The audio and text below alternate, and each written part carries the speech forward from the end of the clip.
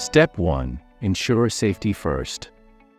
Before you start, make sure the equipment you intend to lock out is powered down and unplugged from the power source.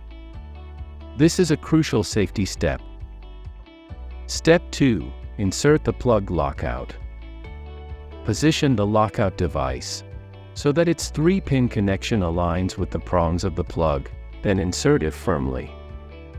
Step 3. Secure the lockout device. Twist the thumb screw on the lockout device. This action will tighten its grip around the plug, ensuring that it cannot be removed or tampered with. Step 4. Lock the device. With the power plug lockout now in place, secure it with a Loto padlock. Step 5. Verification.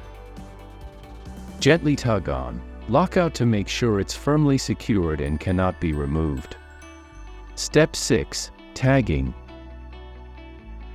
For added safety and information, you can attach a tag to the Loto lock.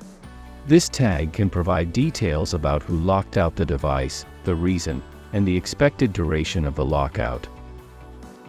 Congratulations! Your power plug is now securely locked out, ensuring optimal power control and safety. Remember to always follow safety guidelines and regulations when working with electrical equipment.